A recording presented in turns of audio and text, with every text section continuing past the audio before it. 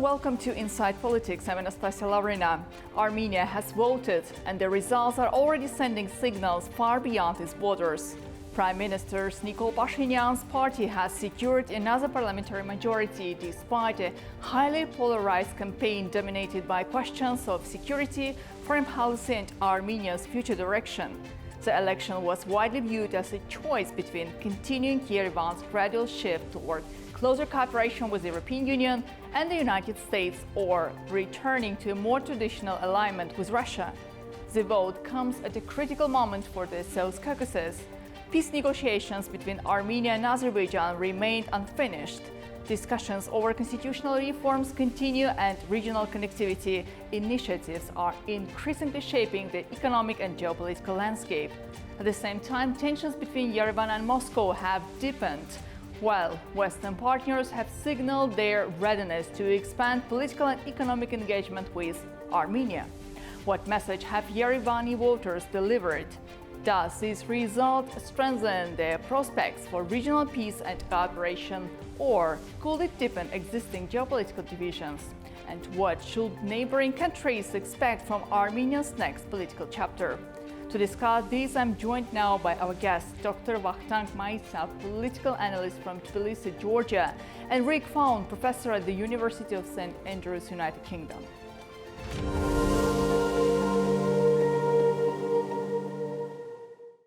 Dear experts, welcome to Inside Politics. Welcome. Thank you very much for having us. Thank you very much. And Professor Faun, let's start with a question to you. Your recent visit to Armenia, you had an opportunity to see the situation on the ground and speak with people firsthand. What was your overall impression of the mood in the country, and how would you assess the political, social atmosphere in Armenia following these election results? I would say that overall, the election results are indicative of what I think I experienced there, and that is that a very considerable number of Armenians are looking to the future. They don't want hostile relations with anybody, including Russia, but they certainly want the opportunities that increased engagement with the West, and perhaps particularly the EU, would bring. Professor Faun, additional question to you. Did anything during your visit surprise you particularly regarding the public attitudes toward the government's policies, regional relations, or Armenia's future direction? Well, I think from my experience, I think these were generally very positive feelings towards change. I have to say I wouldn't have been able to speak with a great number of people, but I think the mood was very much one of turning a corner and looking for new opportunities. Dr. Vakhtang, from a Georgian and broader South Caucasus perspective, what is the most significant implication of these election results? First of all, I would like to mention that the Georgian head of the government, Prime Minister, first just about welcome and of course greeted Armenian just about ruling party and its leader, Prime Minister Nikol Pashinyan. It's absolutely overstep victory over its competitors in a most steep just about political battles and campaigns, which we had just about foreseen beforehand. Moreover, I would like to mention that Georgia just about considers about Armenia as like a brotherhood nation, and of course these elections also indicated how democracy could win over the tyranny. One first. Second, then Armenian people just opted and chosen the way for stability and just more highly increased integration, just about prosperity to the region fora. And of course, it was like a clear indication of that matters. And third, by the way, even just about Nikol Pashinyan indicated that just about he would become like a bridge between Georgia and European Union in order just to smooth up its more strained relations between these actors. I mean about the government of Georgia and European Union leadership. Now I'm just locating in Warsaw, in just about one of the key leading nations of the European Union. And from this perspective, from European Union perspective, I also implicate that these elections had most significant importance for European Union leaders and leadership, just matched and underscore how Armenia tries to go hand to hand with European Union leaders. And I would like to mention that very soon the new law on about more highly integration into the European Union structures is being considered, and I do hope that it would be adopted very soon, based on the new elections just course and by the new parliament of Armenia. And just about, despite of the matter that Nikol Pashinyan and his just about team just unfortunately did not get about complete constitutional majority, but this majority is just sufficiently enough to promote pro-European just about foreign policy, to promote more just about best done reforms in just about upgrading political and economic system of Armenia, and of course make closer to European political culture. Professor Faun, the election campaign was marked by debates over Armenia's foreign policy orientation. To what extent do these results strengthen Prime Minister Pashinyan's mandate to continue closer engagement with the European Union and the United States? I think the simple answer is a very big yes on that.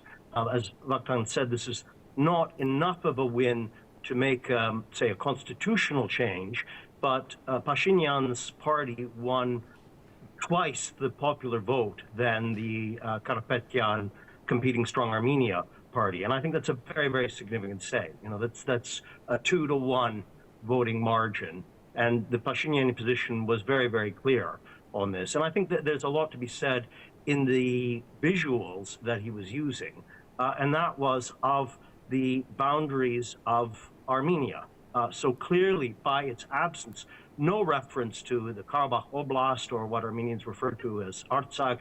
It is the boundaries of the Armenian SSR as it exited the Soviet Union. So that again is saying that it is putting a marker on the past, and the emphasis very much has been on a new set of relations. And I think it's very important to stress, that is not meaning an antagonism with Russia, not at all, but saying that this is opening new doors. And I certainly think that the double convening of the European political community and the first EU-Armenia summit in advance of the election almost certainly had an impact on the election, but was also saying very, very markedly that these opportunities for Armenia.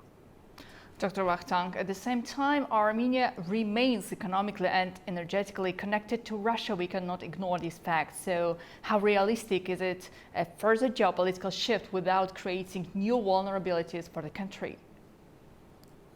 Thank you very much for the questions. I would like to express great gratitude to my colleague, Professor Ricky. Absolutely splendid and perfectly just about described and depict about Armenian prosperities and perspectives in regional affairs, just about development cases. Yes, absolutely, you're absolutely right. Yes, because why Pashinyan described in before he's just about enduring and after just about the winning elections, his main statements of foreign policy of Armenia about so-called balance of power between European and Russia, and having considered that still just heavily dependence on the Russia's energy resources and economic just about provisions, which is absolutely been developed by the previous just about Armenian leadership, fortunately, and it's could not possible to one just about to cut off those relations and just about being directly just about linked and reoriented these economic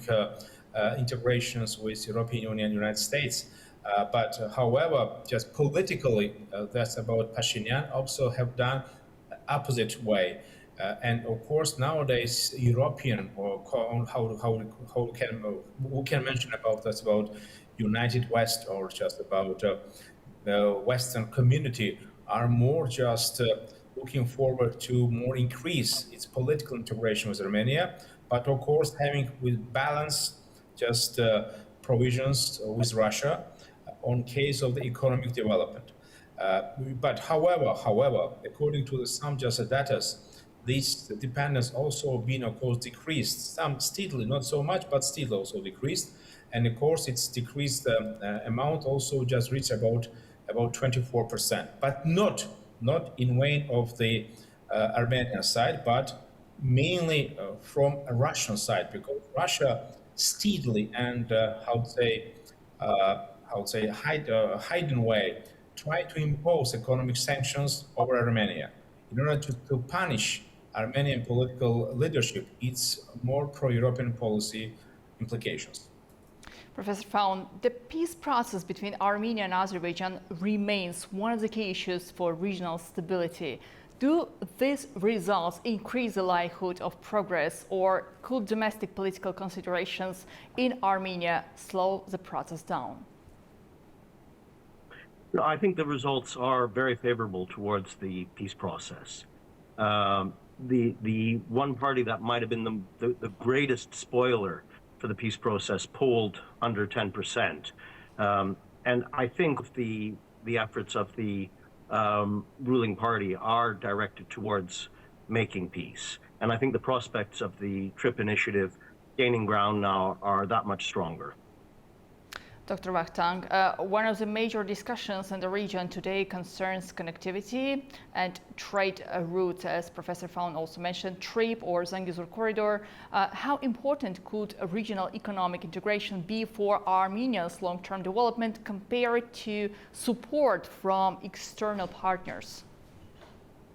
Well, I mentioned that these regional new regionalists, it's a new term, not just about political jargon, which was introduced by Georgian and Azerbaijani academicians sometimes later, before just ago. And these new regionals also implicate about economic, more close integration between the actors of the region, and of course, which also just reshaping and developing new mathematical or geopolitical formula in promotion of this dialogue. I mean about nowadays we know more just we have like this formula like a 3+3.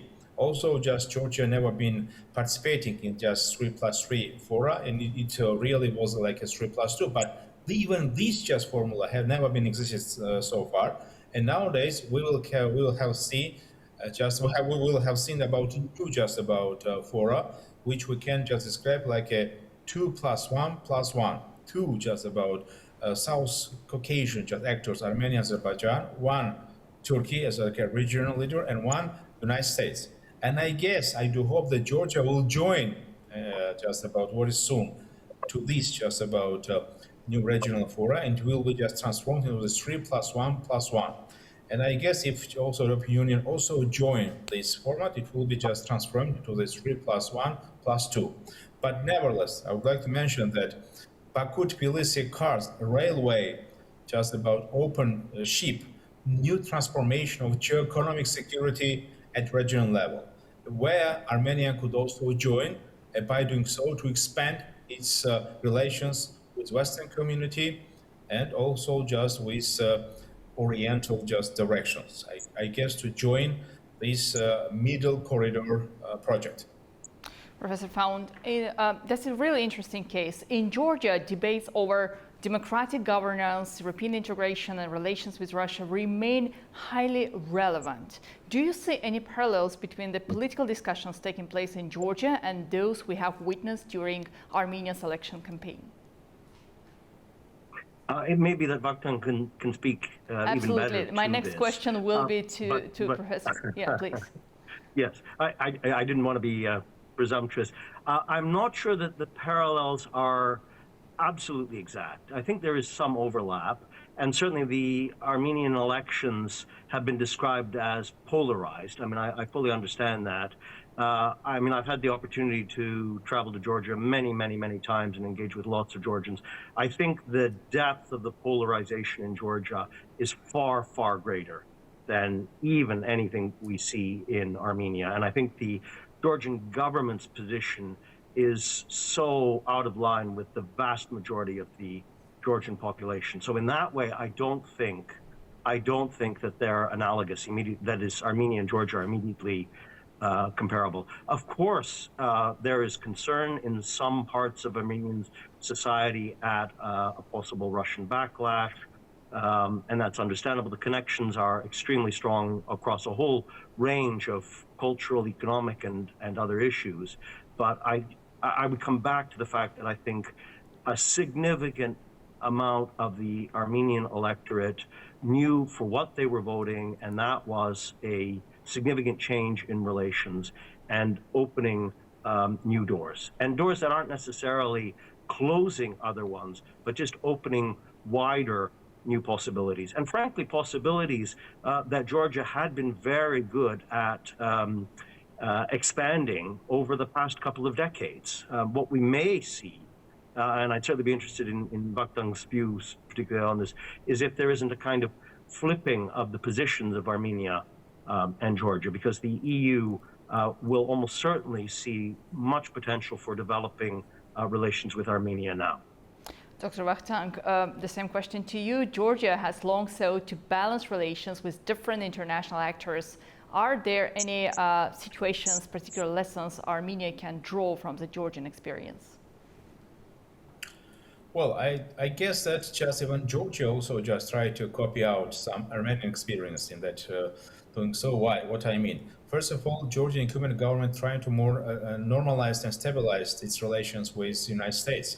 You know, just 2024, United States even stopped and just its strategic partnership with Georgia. But nowadays, we have like two high-level delegations from Washington, and of course, we also have come some kind of just about attempt to reset relations between the two just about strategic important just about actors, I mean United States and Georgia. It's also implicates just Georgia, and of course when Georgia first initially just greeted and welcomed Armenia's absolutely democratically run elections, also implicates that Georgia tries to make also a balance between West and Russia.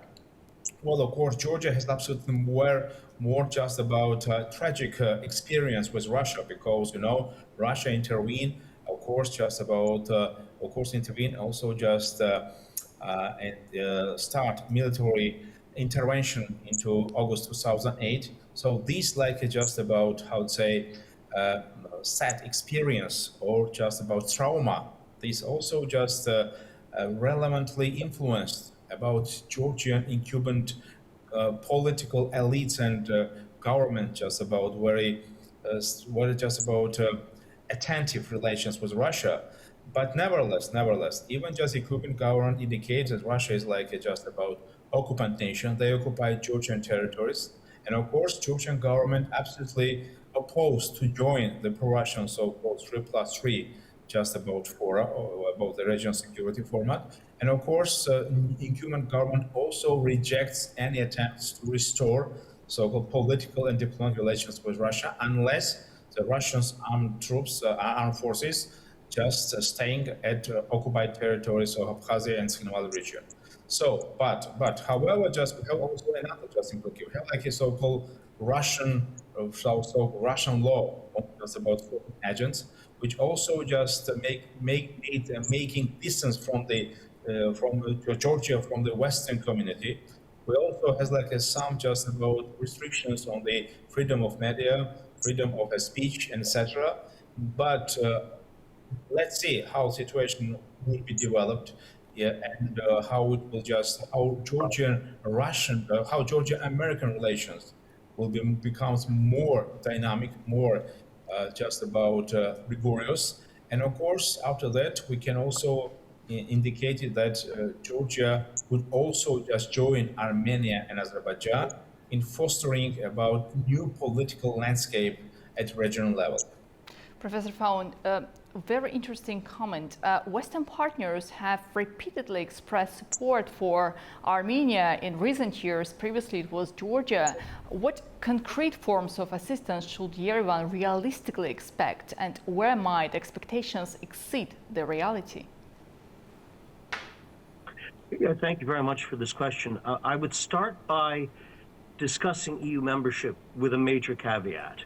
We should not think about the EU-Armenian relationship, or indeed the EU's relationship with any country in the region, in terms of only and exclusively membership. The first thing is, we all know that membership, if that could or should happen, is a long process.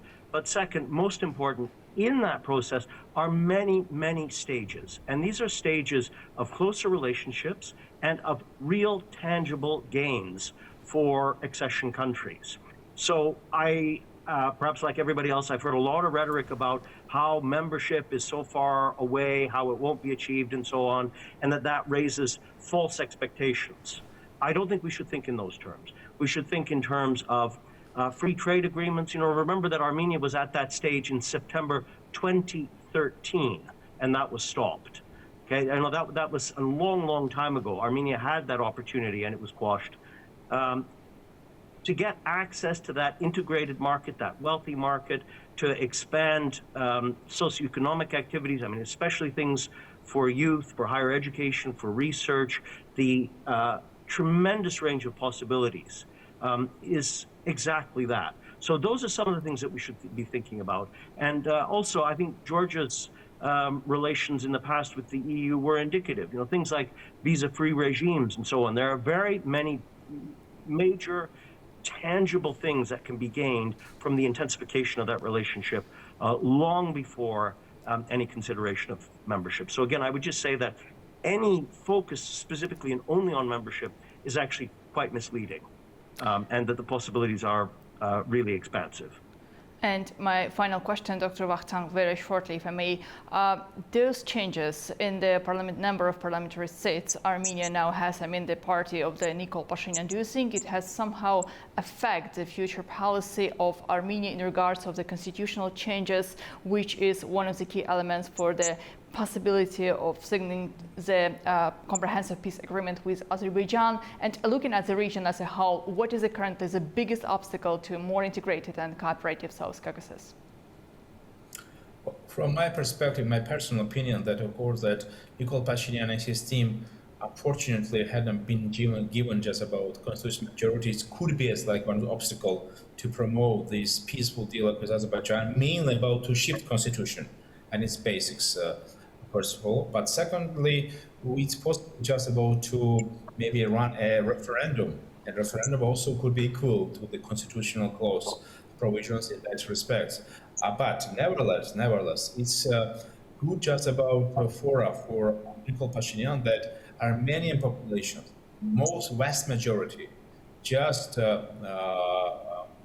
opted and supported Nikol Pashinyan's friends toward expand dialogue with Baku, and of course to promote peace with just peace dialogue and peace trend in any just directions. And of course, it will be also interesting case about to have like a more dynamic relations between the Armenia and Turkey, which is also just about increase stability and peace for South Caucasus. Well, dear experts, we will definitely continue following the developments in the region. But as for now, thank you so much for your time. Thank you for joining the program. Thank you. Thank you. Thanks. Thank you. That was all for this edition of Inside Politics. My thanks to our guests for sharing their insights. The election may be over, but the key questions facing Armenia remain. How the new government approaches relations with its neighbors, balances competing geopolitical interests, and responds to the expectations of Armenian society will have implications not only for the country itself, but for the wider South Caucasus region. Thank you for watching A News. I'm Anastasiya Lavrina, and I see you next time on Inside Politics.